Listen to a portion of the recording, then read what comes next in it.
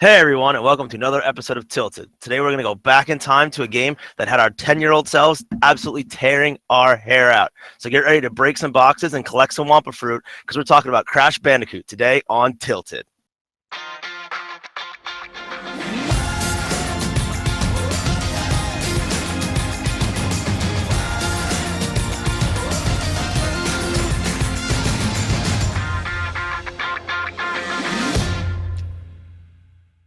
Welcome back to another episode of Tilted. This week we're talking about Crash.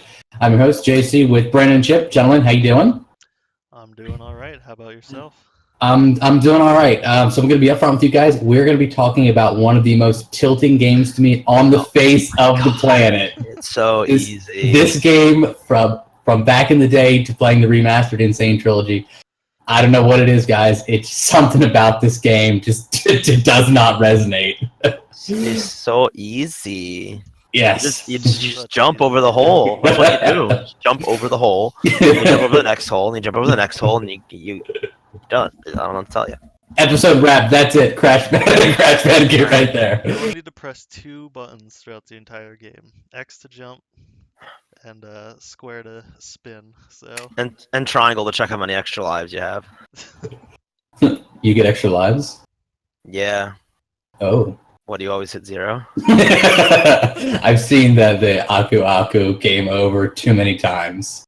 I can just see it in my head already. But anyway, today we're going to jump right into it and do a little bit of a deep dive. So just for giggles, Chip, as you are the avid Crash player here, do you want to tell me about, tell us about the lore of the game? There is no lore. It's literally just so dumb. No, the lore of like the first one is the bad guy, Cortex, makes a ray thing to test on animals, and something goes wrong with Crash or something like that, and then Crash gets out, and then Cortex takes your girlfriend named Tana, and you have to get back to her. It's literally like, it's basically like Mario 64. It's like, get the cake.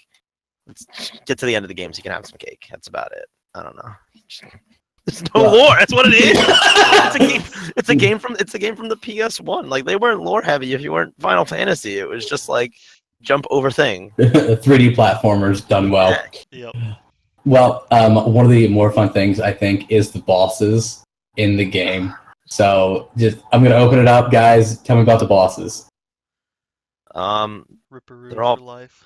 Ripperoo is the most annoying guy on the planet. Well, this is the one where you have to like jump on the TNT as they float down the river at him. I think Is that the first one? Yeah, it's so stupid. Yeah, you're on the. It's crazy. I had so much trouble with it. You're on that like, it's like a 3x3 like grid in like Yeah. water, and like for some reason they're just like TNT floating down from the top of the river. And then he starts hopping around with You it. gotta like time it. I hate it. I always hate Ripperoo. That laugh just like made me want to do things. I don't know. He kills me. I hate that. Not to jump ahead because I'm sure we'll get to this if they ever make a remastered. Please do it. Is a CTR. Yes. That was one of the most terrifying laughs ever, where he's just driving around, just doing that creepy laugh. Oh my Ripperoo was god! one And of like the the underground like game. water like Yeah, like there's a gigantic like skeleton in the bottom, and you're going through, and you're like, what? Then you go through like an aquarium, and you're like, or a tunnel in water, and you're like, where am I? Yep. Ripperoo's trash. But then there's also like Papu, Yeah. and he slams a stick on the ground and like spins in circles. Yep. And I remember when I was 10 years old, I couldn't like ever time it right, and I kept Or like bouncing 25. off his. When I was 10, I said when I was 10, kept like bouncing off his stomach and getting killed. But then I realized that like you just stand on the throne and just jump back and forth, and he dies in roughly 5 seconds. Yep. JC, you didn't know that? This is literally the first boss in any Crash game. You just jump on head. Oh, yeah, I know Tiny and number 3 do that, but well, probably again, you guys. I know you love this game.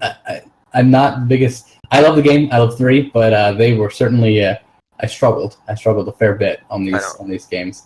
I mean, they're challenging levels, but it's pretty once you get past Ripperoo, when you get to the Kong, that is as far as I ever got in the first one. I you never got past Koala Kong? Nope.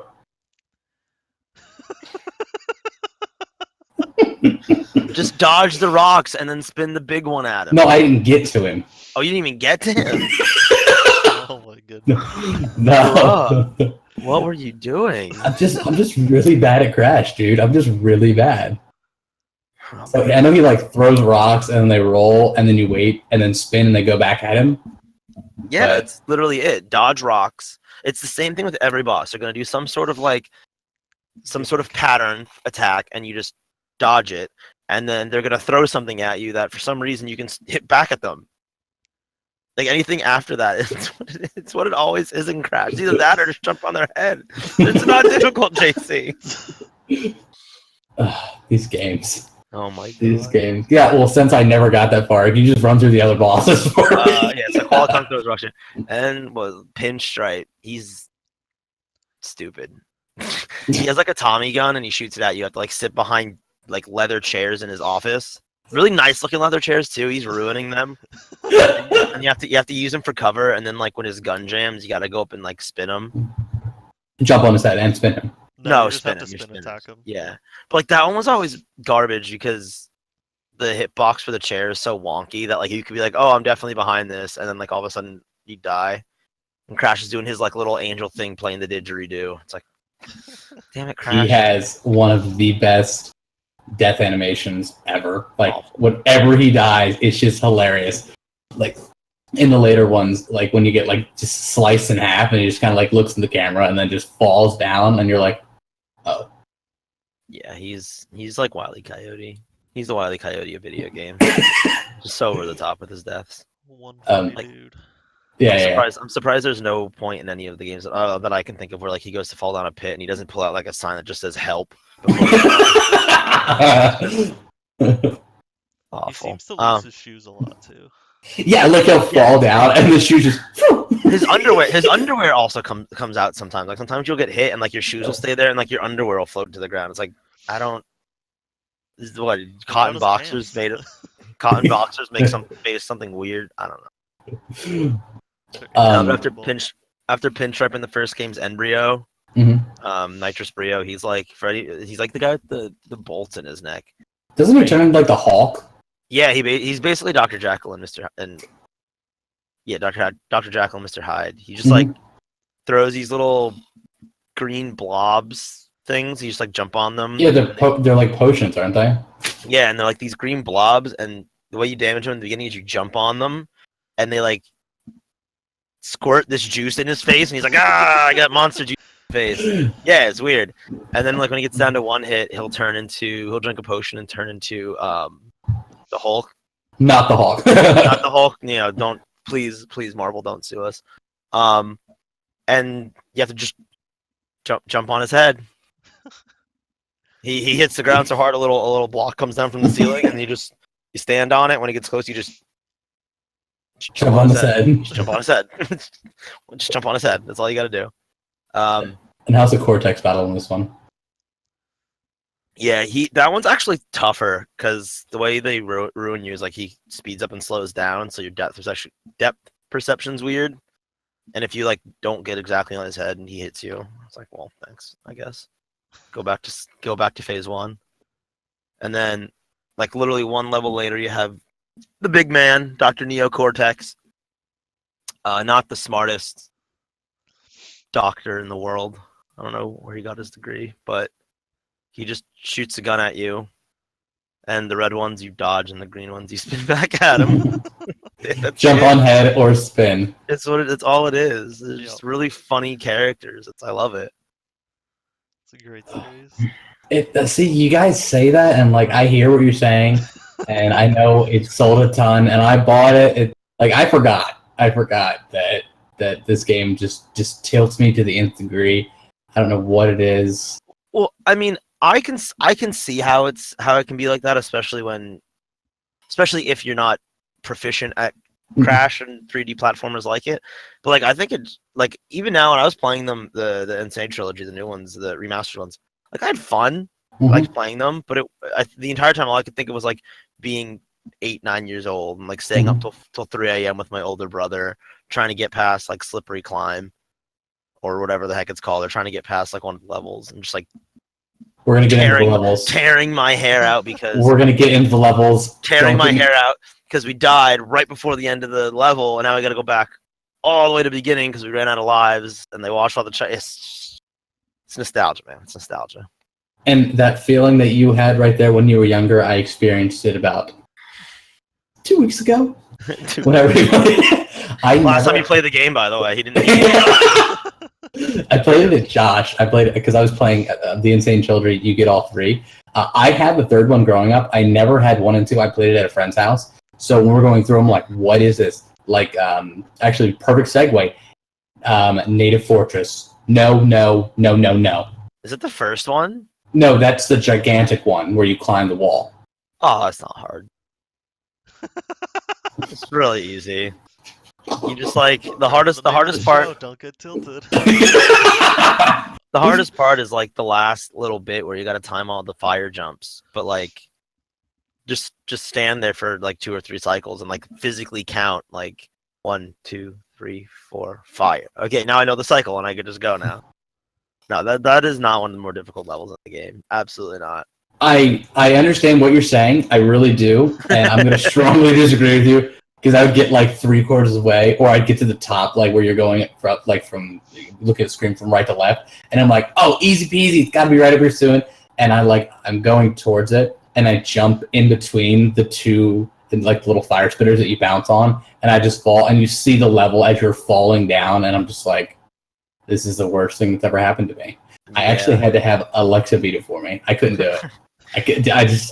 This game is rough, dude. Well, once you get to the top, you know that there's like right at the beginning of that, there's like a little one of the top spires. You know how they like points on them. Mm-hmm. There's one that doesn't have a point, and you can jump over it and run and bypass like half that section. Like it's a shortcut that the developers like intentionally put in the game.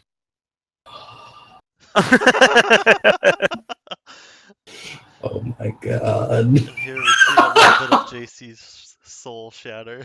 Oh man, did you just see, like, if you're watching on YouTube, you just see my face just drain. I'm like, no, he's kidding. He's kidding. I heard rumors that that's a thing, but I didn't believe it. I was like, oh, maybe it's for the boxes, but just like in the original, in the PS1 version, for the high road and road to nowhere, you can just jump on the ropes of the bridge and just. I think you can still do that. It's a lot harder in the new ones because in the original, in the PlayStation 1 version, Crash's hitbox was a square, so it had defined edges. And in the newer ones, his hitbox is like a pill shape, so it's round at the bottom. So you have less like space on his hitbox to actually make it on the ropes. Yeah, because we're talking about tilting levels. Yeah, Road to Nowhere. Nope. That was not even the harder one. That's yeah. I think that I was looking at it. It's looking up the most tilting levels to see if I'd play them, if I'd seen people play them, and I think the last one is the High Road. And it's apparently just as like, and then it's just essentially everything that is Crash. It just tilts me to no end. For those of you listening or watching, whatever you're doing with this podcast, you've never seen JC like actually get hardcore raging and like really tilted in video games. It's scary, the noises he makes and the faces he makes and the screams that he makes. It's that. Where do you think we got the name of the podcast from? I love you, JC. At first he starts out really loud, and then for some reason it gets quieter. He gets quiet. Quieter. He just doesn't talk. But Brandon, you got any favorite levels from the first one? Favorite or least favorite? I haven't played too much of the first one at all. Good on you, buddy. But I am slowly working my way through it. So, there's one called Slippery Climb, which has like, I don't say frame perfect jumps because I'm not good enough to like even know if it's a frame perfect jump or not. But like they're really difficult jumps, and the first checkpoint is maybe 1, 2, like 2.5 levels up. So like you can play for maybe 3 minutes counting cycles, and then you die, you go all the way back to the beginning. She didn't get a checkpoint yet. Nope. Just no, guys. And then one of the really fun ones I remember, I think it was called Toxic Waste. Yeah, because you get the blue gem in it if you get through it without dying and get all the boxes. But the entire thing is just a straight on like platformer, and the entire time there are guys like throwing barrels down the ramps at you, and you got to jump over them. That's cool. It's really cool. I like that one. That one's fun. There's no like stupid enemies that like impede your jumps. It's just like get past the barrels and don't die. That one's fun. It's like a Donkey Kong level. It's cool. Yeah, I've always liked the riding ones. Where like I think this one it's like the Hog series, so like Hog Wild and then Hog Wild, yeah. And then I forgot the other one was called. Those are fun. What I think is the best though is you're going through it and you have to jump over the holes and then like hit on the drums. I guess they're giant. Yeah, the drums. But the funniest part is as you're going through, there's a pig on the wheel. Yeah. Funniest thing because you're riding this pig and you just like jump over or like go under this pig and you're like first couple times I didn't realize it and I just looked back and was like, wait a minute. Yeah, it's a PlayStation 1 game, so it's the same physical model pig that you're riding on currently. They didn't make a new one. It's just like they straighten the legs out and just put it on the spit. Like, I love Crash Bandicoot so much. Such a hilarious. I didn't catch it. Like, just some of the other funny things. Like coming back to the bosses real quick. Like the embryo and the like all the bosses having or that have ends are like plays on word. I think that's hilarious. Yeah, it's a really funny game. I love it. I know like some of the enemies you come across are kind of mundane, like the skunks and stuff. But like even the developers have fun with that. There's a later Crash game where like the first skunk you see, he like stands on his hind legs and he talks. He's like, I've been doing this thing for decades, back and forwards. Crash comes, spins me. I go miles into the jungle. I come back out and I get to my spot. That's what I do. It's so funny. I think it is like I enjoy. I know like the Spyro series comes out. I think it's September 21st. Yep. I'm really glad that they are redoing like some of the classic games for us. I mean, of course, it's strictly for us, and well, they also know that like I pre-ordered that thing the minute it came out. As soon as this came out, I bought it. I was like, absolutely, take me down memory lane. I bought the Crash, the Insane Trilogy, the Mass one for my brother's PS4 when it came out originally, and then like when it came out on Xbox, I had it downloaded 3 days in advance. Sat here at midnight playing it as soon as it came out. It's just an overall great series. Yeah, then you texted me the next day and you're like, by the way, almost done one. Or I think you beat one. I think you beat it in like 3 days and you're like, I beat the first one in like 4 hours. That's gross, dude. That's absolutely gross. It's just I don't, I get the gems as I can, but I just want to get through it because some of the levels are fun. Like it's a fun game. I think I got the highest I ever got was like 89 extra lives. Just collect all the wumpa fruit and didn't die. It was great. I was playing a couple weeks ago, and I had like 26 or 28 lives, and I just burned through them all. I think it was on Road to Nowhere. I just remember like 26, and it just went down and down and like, why is this happening to me? Why do I play this game? What am I doing with my life? And then I would get the jumps, and then I ran into the stupid goat. The stupid. And then the goat hit me right in the face. Oh, and the boar, yeah. Whatever it is, man. It's just. Oh. I just remember. I guess we'll talk about the second one in a later episode. I just remember you were playing the second one, and you're like, "How to get this special gem?" And I'm like, "Oh, you gotta go to this level and get like the deathless pad." And he's like, "You're like, what's a deathless pad?" What do you mean not dying during a level? They're like, "Hey, you have to get all the way through." I was like, "It's a thing." Yeah. Now, was that was the thing in one as well, wasn't it? Yes, it is a thing was in it? one.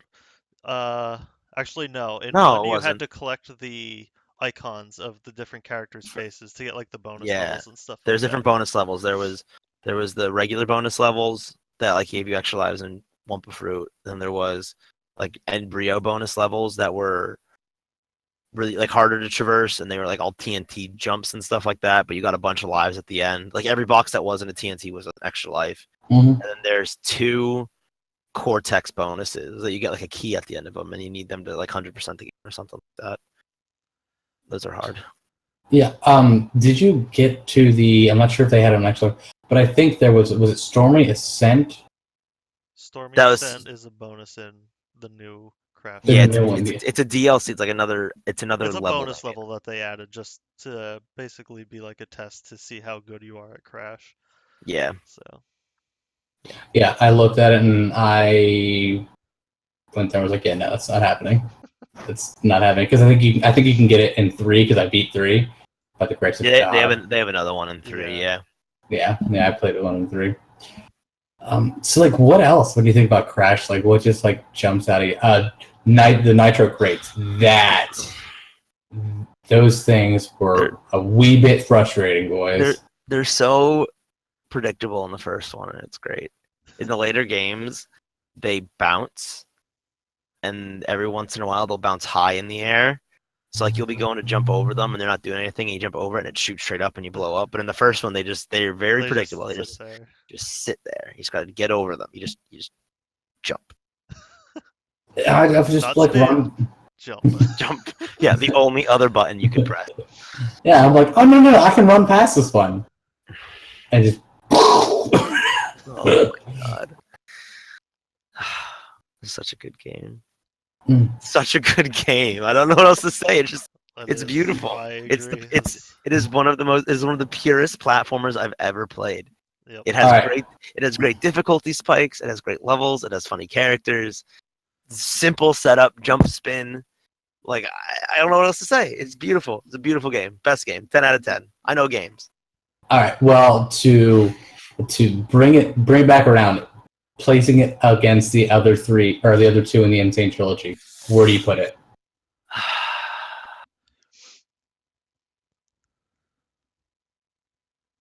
It's probably third, to be honest. It's a beautiful game and it's still third. The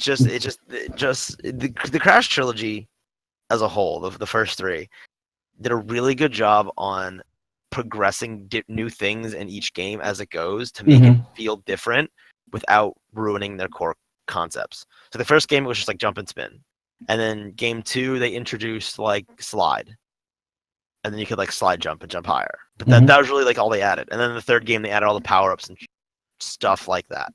And the body slam. Is that one? And the third one you get belly flop, you get double jump, you get tornado spin, you get the wumpa bazooka.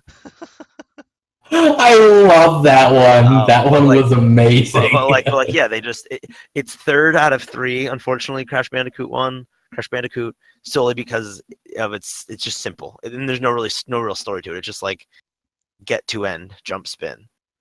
I would agree with 1 out of 3. Brandon, what about you? Yeah, I'd probably put it in the same spot. Most of my experience has been with the third one, so I think that one's probably like See, the highest. the third one, we're going to have a really jam-packed episode where I'm going to be really excited about it. 1 and 2, 1 was the most tilting for me, like to the nth degree. 2, I could handle a little more. But then 3, it was because I played it when I was younger. I was like, okay, all right, wait, I know how to do this one. That's fine.